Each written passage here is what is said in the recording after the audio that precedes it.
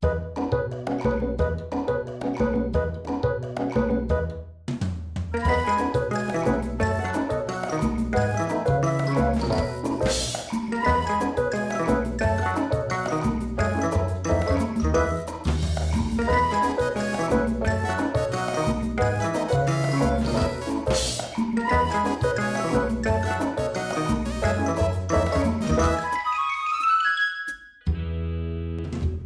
welcome to Big Ben's Movie Show. I'm your host, Big Ben. I'm joined again this week by my kid movie correspondent, my daughter, Cassie. Cassie, how are you doing? Good. Good. So, Cassie and I watched The Good Dinosaur, the new movie from Pixar. Let's go ahead and take a look at the trailer for that, and then we'll talk about the movie that we saw.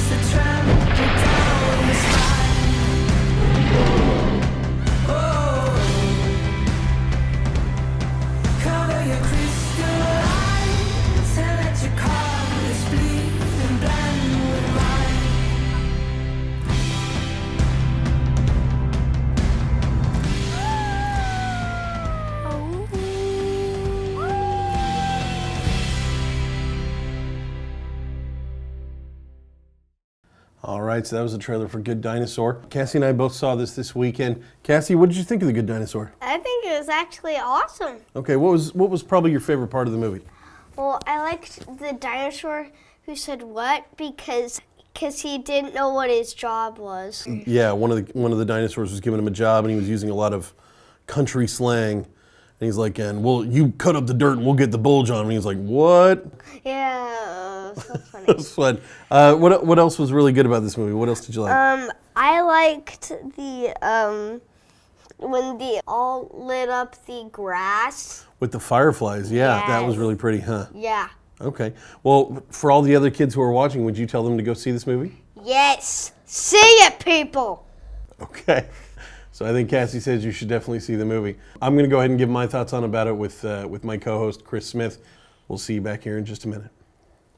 All right, and we're back. And I'm back again with my actual co-host for this week, Chris Smith. Chris did the James Bond show with us, and he's back again for more punishment, I guess. So we're doing somewhat, yeah. Yeah. So looking at the movies we reviewed. Yeah, some were good and some were yeah. But let's go ahead and start with Good Dinosaur. We just saw the clip and talked about it with Cassie. Cassie loved it. She's 9. But what did you think? This seemed like I am a Pixar lover from way back. Oh. I used to do writing in the entertainment industry, and whenever I got a chance, luckily, to go one year to Pixar and actually talk to some people, and that was fantastic, and it was amazing, and I have loved Pixar, the idea, the product, the everything. But The Good Dinosaur, it wasn't awful, which is, in a weird way, almost worse than them putting out a bad movie. It was it was like, I was trying to think about it. It doesn't feel like a Pixar movie. Right. It feels like a Disney direct-to-video sequel to a Pixar movie that I haven't gotten a chance to see yet. Yeah, no, this might as well have been called like Land Before Time 7, because it doesn't. Yeah. Normally, a Pixar movie is funny and has heart, and it's this amazing, wonderful collection of all this stuff that in the end makes you so happy you saw the movie. Right.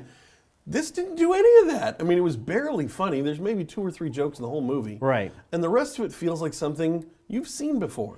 Right. And what's most frustrating, I was talking to a friend about this, is it comes out in the same year that Inside Out came out. And Inside Out was a return to form, was original, weird, fun, unexpected, and with jokes and moments in it that when you see them, it's like, oh, of course that's how a memory would work. And of course, but this, it was just... None of that. The dinosaurs, I am this kind of person at the beginning. Time out, you didn't feel like, of course the dinosaurs would be plowing a field. See, that part I kind of like that they thought, all right, what would a dinosaur civilization kind of look like or kind of start out? No. But it was just... I did like the idea that they didn't do what they could have done, which is have basically Dinosaur City.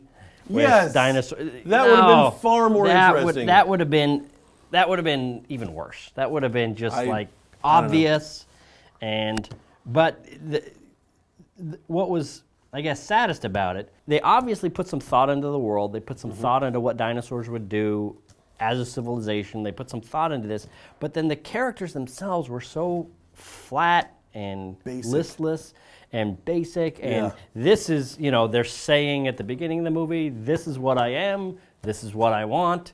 And then you watch it and, oh, this is who they are and this is what they got. And, oh, I guess the movie's over because it's checked off all the boxes of screenwriting 101.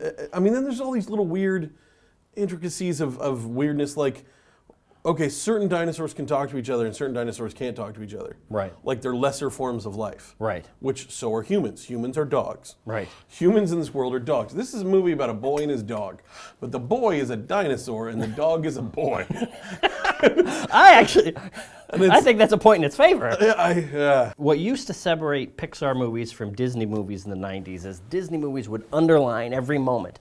This is our hero. Yeah. This is our, love interest. Here is the villain. Here is the arc of the story.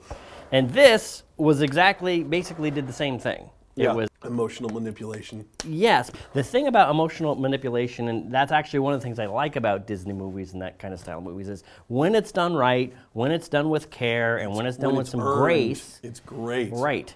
It's better Toy Story than 3, I cry like a tiny little girl. Oh, yeah, no. Oh, my gosh. It is amazing. And, the thing that separates Pixar from every other studio out there is their maniacal attention to storytelling, and they are famous for taking the Good Dinosaur being an example of taking a movie that they're in the process of making and realizing there's a problem with the structure, there's a problem with the story, we're going to rip it all down and build it all back up. They kind of seem to take this weird perverse pride in it, but the results are usually undeniable and worth it. And here it's just flat. But it's and which is interesting too is before the movie there's a short. This is common of Pixar movies. They'll often put a little short at the beginning. Last year the short they put on, I believe, won an Oscar. Feast won the Oscar for best short film. This one, it was a short film about a young Hindu boy. Right. And he wanted to watch cartoons of superheroes, and his dad wanted him to pray. That to me had way more heart, and was way more a much better story. Right. Than the entire movie that I then sat through afterwards. And I was like, couldn't we have give me a movie of that. Give me a whole hour and a half of that. Yeah. That's solid stuff. Yeah. And what's sad about it is it's not, there's a thing that happens, and as you go through this show, I'm sure you're noticing this, and is when you're a critic, if a movie is really great, it's fun, or if it's really awful, it's kind of fun to review it. This is right in the middle where there's nothing great about it, there's nothing offensive about it, there's nothing amazing. Being a waste of time. Yeah. It's just, it will just fade from the memory, and that's never something you want to hear when you're talking about a Pixar movie. Yeah. So let's move on, because And the next movie we're going to be talking about is Viktor Frankenstein. This one came out to some bad reviews. We've got some stuff to say, but let's start with the clip. Here we go with Viktor Frankenstein. It is a time of innovation and progress, when the world's greatest minds push the limits of what's possible and delve deep into the unthinkable. My friend, Viktor Frankenstein, is one such man. I dream of a world where hope replaces fear. Where a crippled man can be healed to walk again. What if we could give every life the chance it deserved? Igor, help me change the world. There is a difference between using a machine to restore a life and to create something that was never supposed to exist. It's alive. I find your work astonishing. Could you create another one? I could and a whole lot more. Be careful, Mr. Frankenstein. Life is a sacred creation. I have a dream of an unkillable army, 1 million strong. Viktor, you promised me this was all about life. It's about so much more. You're homicidal!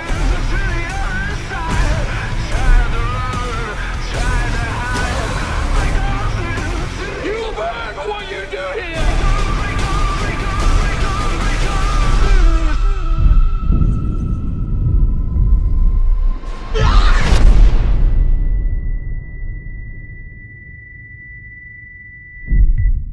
So that's Viktor Frankenstein.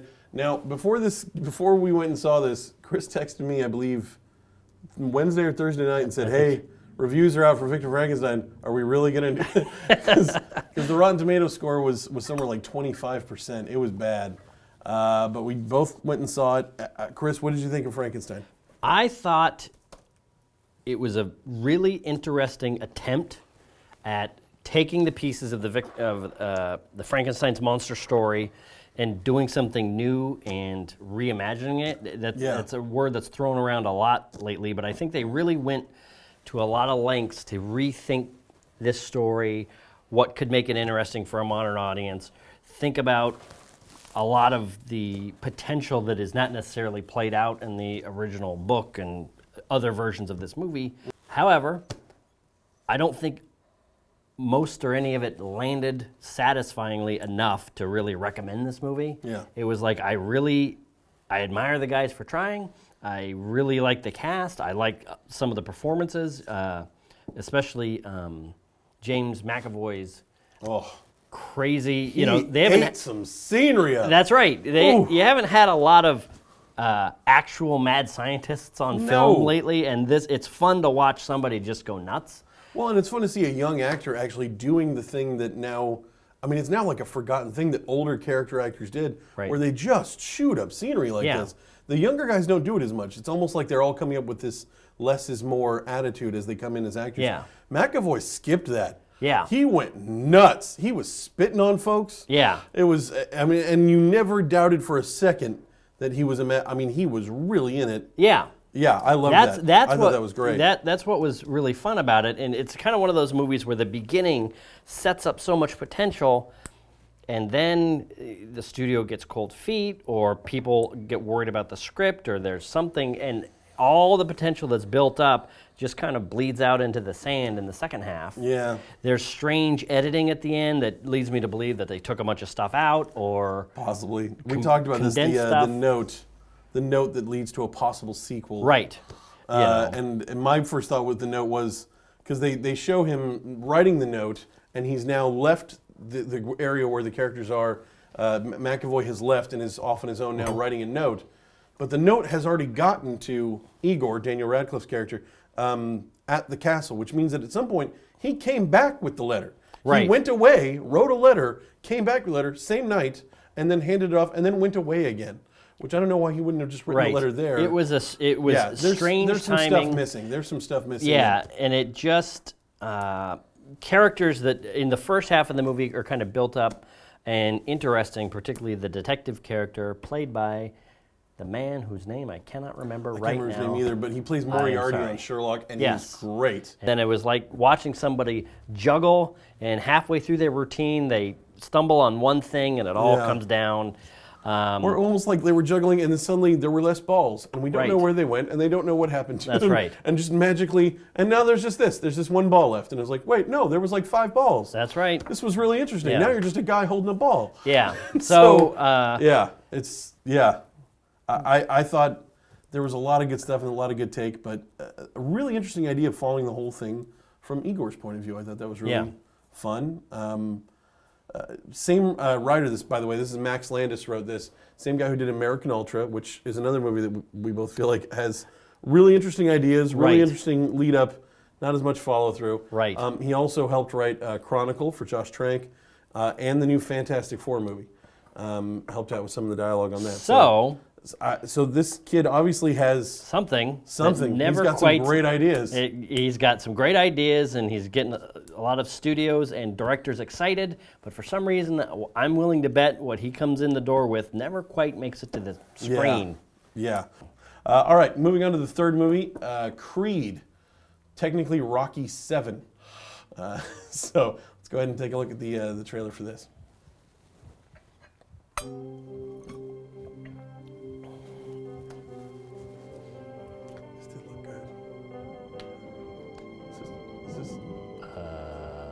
What is this? What is this? This is the music video from the band Creed. Well, I just heard the news today. So that is the music video from the band Creed, who we just are huge fans of. How can you not be? Great band. Now let's go ahead and take a look at the trailer from the movie. They don't do that on Entertainment No, Tonight. they don't do that on Entertainment Tonight.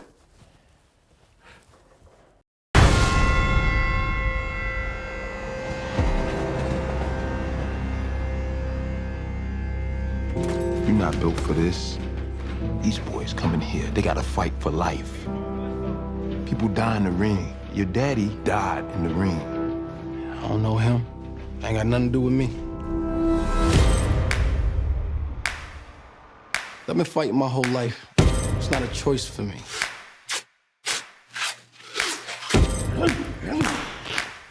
Every punch I ever thrown's been on my own.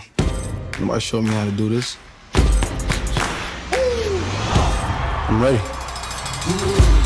Sick eyes from the nose pressure. Release slip zip ties on the protesters. 6 wives in the fry of a mold weather. Medic caviar bar out in Odessa. Dirty needles breaking all the old records. 100 holes, 1 shovel and some old treasure. Old Zeke used teeth as a gold tester. Finger rolls, finger waves, passing from the old numbers. This picture's from the 10th round of the first fight, right? I heard about a third fight between you and Apollo. Behind closed doors. Is that true? How do you know all this? I'm his son. Wear gloves for the reason why I gave time. Scared thugs going crazy in the cage box. Looking at the world through the TV, a day room, rapping over beats. They made electric chairs for us dying day. Last meals, no appeals for them to try and stay. On death row like Suge in a late pot. Maybe he could dig a tunnel by the A block. A great fighter once said, "It ain't about how hard you can hit. It's about how hard you can get hit and keep moving forward." See this guy here? That's the toughest opponent you're ever going to have to face. I believe that's true in the ring, and I think that's true in life. Now show me something.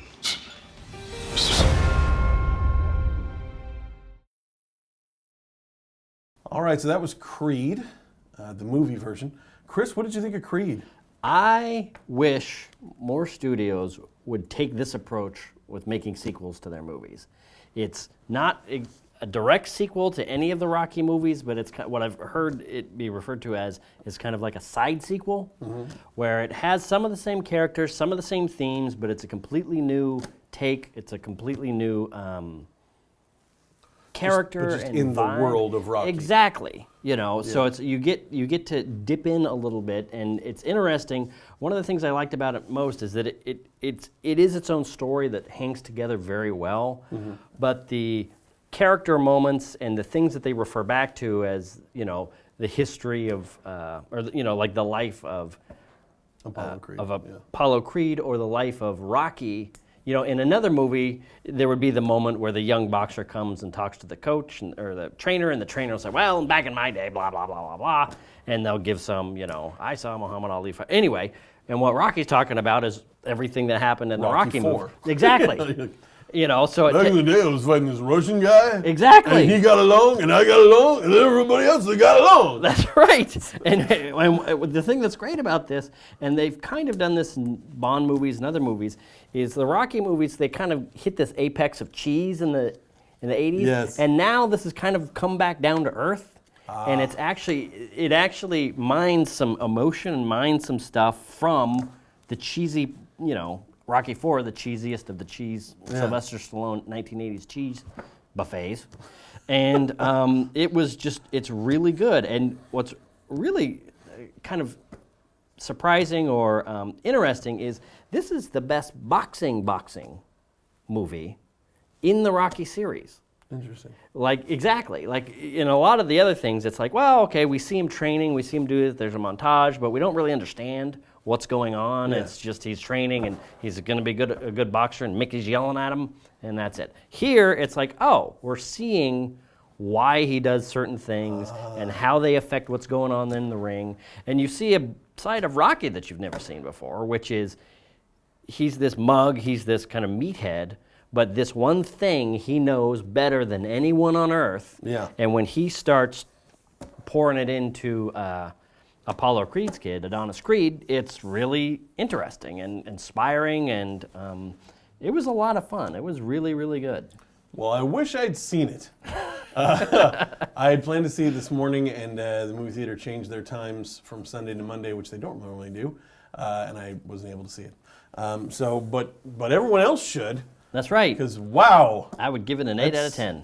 Yeah, he gave it an 8 out of 10, so go see that. Looks good.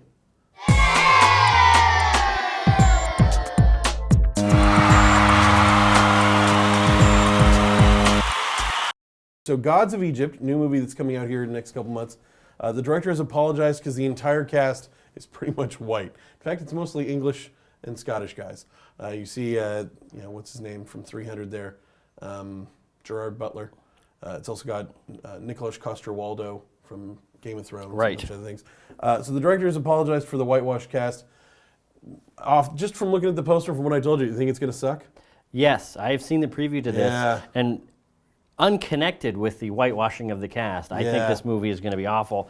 I've heard that there is some hue and cry online for this movie and how it's a whitewash cast. And if I were a member of those organizations, I'm not sure I would necessarily advocate for having... Because it looks like a crap movie anyway, and if it is, you don't want your race associated with that. That's Let the white people take the hit for this one. That's right, and they are going to. That's going to suck, and let us take the blame. So, all right, next one. Wonder Woman has started production.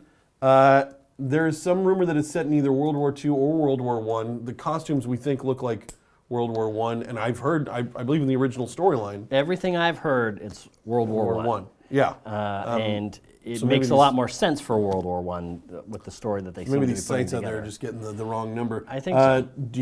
So far from what you've seen, does it look like it's going to suck? I don't think so. I don't know how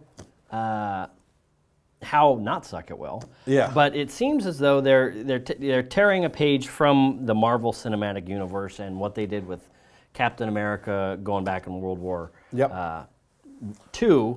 And I think this could be interesting because we've had an awful lot of World War II stories woven throughout our culture. True. And there's this huge World War I sitting out there, almost completely unmined for pop culture, which I think would be interesting to see. And I think we've had more movies about World War III than we've had about World War I. That's right. And that's not a thing. So, all right. Yeah, no, I'm hopeful. I think it might be pretty good. You seemed a little skeptical a moment there. The DC universe hasn't, like Marvel could lay out a turd and I'd tell you how good it is. Right. But with DC, they haven't earned it yet for me. So, that all right. makes sense. Freddie Mercury biopic movie. Borat, Sacha Baron Cohen is out. Q, Ben Whishaw is in. And they've dropped the rating. It's not going to be rated R. Now they're looking for a PG-13 Freddie Mercury movie, which... We'll see. I think it's going to suck? I think it's going to suck. I don't know. Here's the thing. To me, that's a misstep. I have learned a long time ago not to judge movies before they come out. But for the most part, give them the benefit of the doubt. When you do a biopic about a guy who was famous for being out there and being, a wild and crazy guy, and you drop it from an R to a PG-13, that's not a good move. It's not a good move. All right, next up, Pride and Prejudice zombie trailer dropped recently. I watched this. I think it looks amazing. What do you think? I think amazing gets thrown around a lot when it comes to reviewing things with movies. Probably. Amazing might be strong. You should probably holster that. It looks fine. It looks interesting. It looks, something. We'll see. Last one up, this is nutballs. Robert Rodriguez has made a movie with John Malkovich and a couple other people. It's done. It's in the can. It's ready to go. But you can't see it. Your kids will never see it. Your kids might see it if they live long enough. He has put it in a time capsule, and it will not be released for 100 years. Finally, my prayers have been answered. I'm sorry. I love Robert Rodriguez in theory.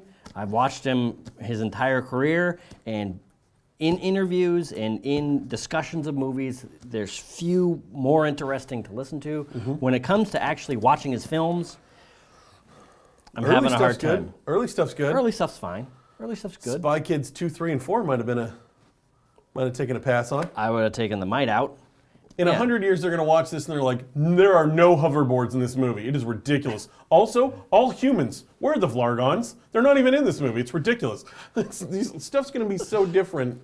It's not even going to be, it's going to be ridiculous for people watching this movie and trying to why do they all have phones they have to put up to their faces? Why don't they have ocular implants that do all that? What is this movie supposedly about? I have no idea. Okay. And it doesn't matter because we'll never see it. So there you go. But I'm going to go ahead and call it now. Check me out in 100 years because I say it sucks. Whatever YouTube is in 100 years, look this up because that movie's going to suck. There you go.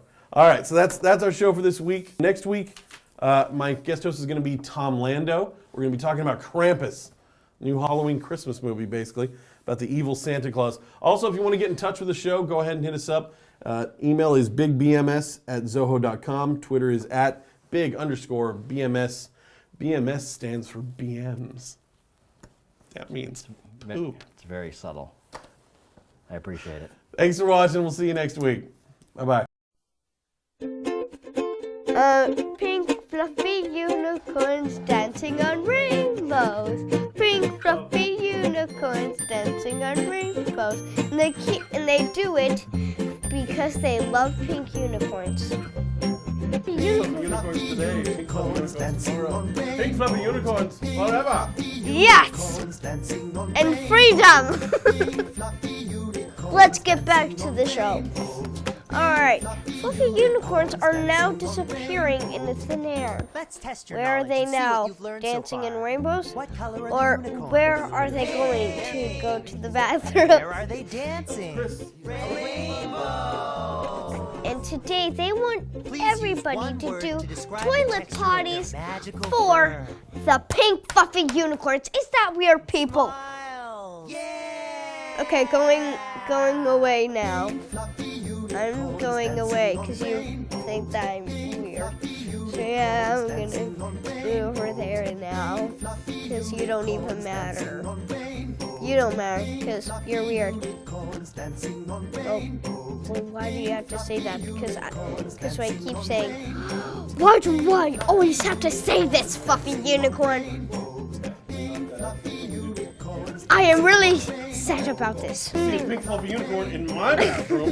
Yes. So see you later, because you don't even care about me anymore. We are the Cub Faces.